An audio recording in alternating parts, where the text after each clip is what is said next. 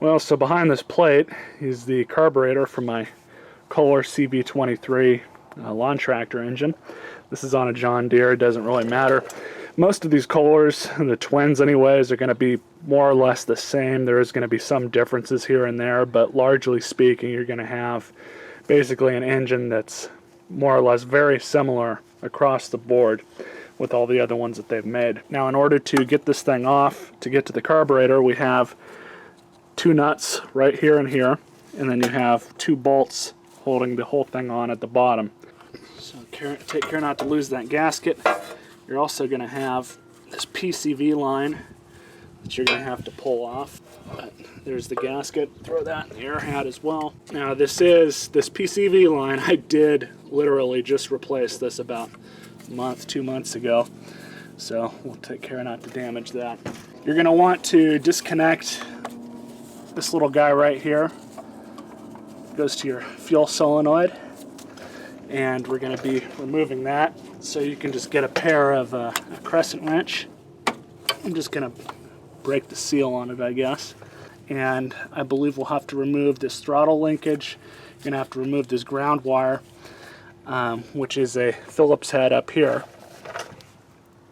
So we'll take that off, no big deal there. And we'll have to pull the fuel line off. Actually, this fuel line's all cracked up, so we're going to go ahead and remove that and just replace it. Okay, fuel line's out. We'll be replacing that, as I said. And time to press on. I'm going to take this gasket out. It's got a rip in it. So I'm going to very carefully remove the fuel solenoid. You kind of want to be careful with these, so I'm just going to do that and kind of help the wire so it doesn't twist itself off. There we go.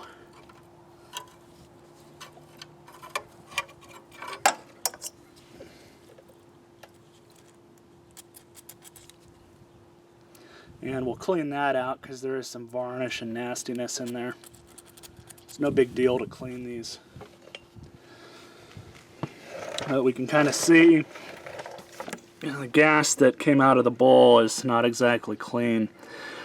So we'll have to, I want to pull this carburetor off and give it a good cleaning. So I just removed the screw that's holding that ground wire on. Now I'm just going to remove both of these screws so we can kind of move this around a little bit. It's simple enough to do. So now we can move this around a little bit more freer, kind of get things out of the way.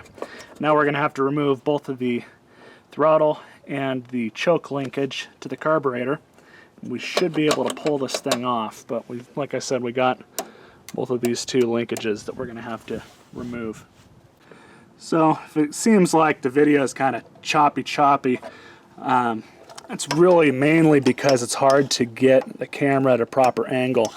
But what you'll see here, in order to get this linkage off, you're going to have to remove this little clip here. Very simple to remove. Set that aside, don't lose it. And then you'll just pull the choke linkage off. And I'm just going to completely remove it from the carburetor. And now we're going to have to kind of do the same thing with the throttle linkage. But down below, you have kind of that same style retainer. And you just pop the clip off, and then you can pop it right out. And I'm actually gonna, well, we could probably leave that in there as long as we're careful.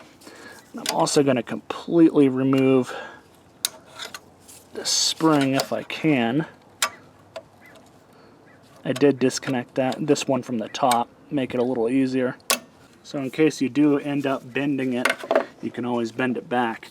Now, as far as the carburetor is concerned, this is how you're going to remove it. So there's nothing left that's connected to it, but you have this bar in the way. What you're going to want to do with that is just kind of finagle it around.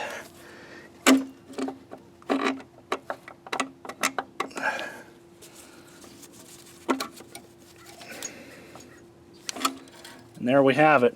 So here's the throttle linkage.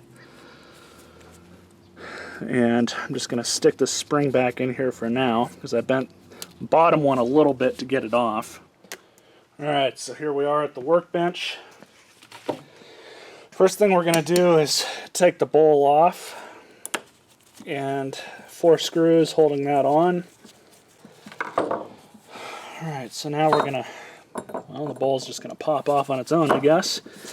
Inside of the bowl looks okay. We got a little bit of debris that's in there. Nothing major, actually. Of course, it all might have just went out with the rest of it when I took the solenoid off. So what we're going to do is, these are really like any other small engine carburetor. And these screws all just want to strip. But we'll undo this so we can get it to float.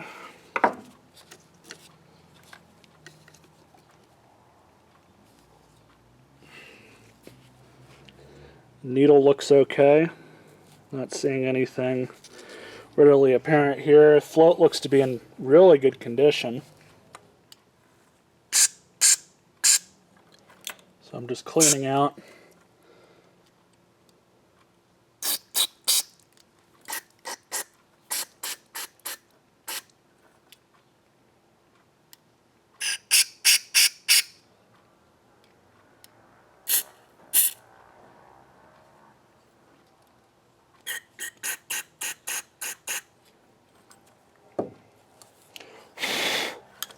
So I just went ahead and took some 20 thousandths wire, cleaned out both of the holes in the jets. That's all you have to do. Everything else looks pretty good in here, so I'm just going to go ahead and throw it back together. I think I'm going to clean this out a little bit more. Not much more, but it's more just for peace of mind at this point.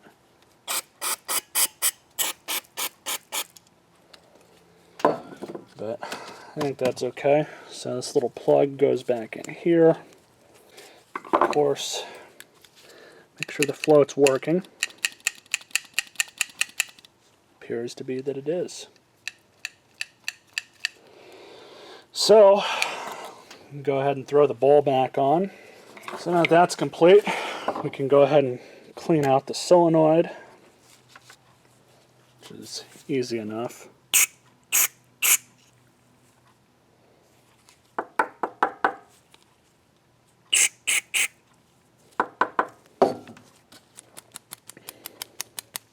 Moves nice and freely now. So let's go throw her back on the lawn tractor. All put back together now. I didn't get it on video, but the issue I was having with this thing was it just was not wanting to start. It would run for about a second or two and then it would quit. See if she'll start. Full choke.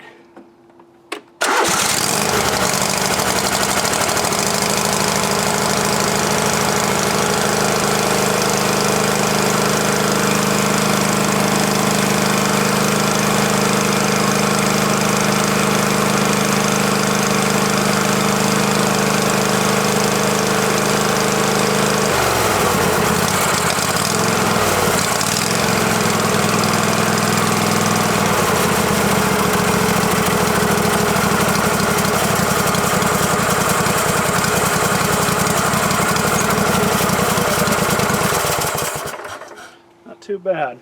I'm actually more or less happy with that. No leaks. I did put a clamp right over here on that fuel line. Unfortunately, the only fuel line I have at the moment is this clear stuff, but I will end up replacing that for some heavier duty stuff in the future. I just forgot to buy some today. But the big thing is I've got the lawn tractor working. It's funny because I finally got around to replacing the gas tank in this thing from the one off of that one, which is toast. That transmission's busted. So I took the gas tank out of that and put it in this one.